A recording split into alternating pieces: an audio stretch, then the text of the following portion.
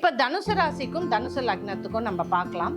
தனுசு ராசி தனுசு லக்னத்துக்கு ராகு கேத்து 3 and 9 இருக்கு. ஸோ தேவையில்லாம எழுதுறத ரொம்ப நீங்க அவாய்ட் பண்ணும். நான் ஏதோ மற்றவங்களை புரிய வைக்கணும்னு எழுத போக அது பெரிய விஷயம் ப்ராப்ளமாக மாறும். அதே மாதிரி உங்க செல்போன் லேப்டாப் பிரச்சனையாகும், மாற்ற வேண்டிய தருணம் இருக்கும். நிறைய டிராவல் பண்ணுவீங்க, பிடிச்சிருக்கு பிடிக்கல, உங்களுக்கு டிராவலே பிடிக்காட்டியும் அப்படி போக வேண்டிய ஒரு காலகட்டாயங்கள் எல்லாம் வரும். திடீர்னு ஒரு இடம் மாறுவீங்க, அதுக்காக டிராவல் பண்ணுவீங்க, வேலையில டிராவல், எல்லா இடத்துலையும் டிராவல் பண்ணுவீங்க. அப்படி டிராவல் பண்ணலை அப்படின்னா ஏதோ பிரச்சனை வரப்போகுதுன்னு அர்த்தம். அந்த டிராவலை எடுத்துக்கோங்க. உங்க வீட்டு பெரியவங்க, அப்பா சம்மந்தப்பட்டவங்க, வீட்டு பெரியவங்கனால சின்ன சின்ன பிரச்சனை வரும். அதை நீங்க நின்று ஹேண்டில் பண்ணணும். சில பேர் வீட்டில் பெரியவங்க உடம்பு சரியில்லாம போகும்.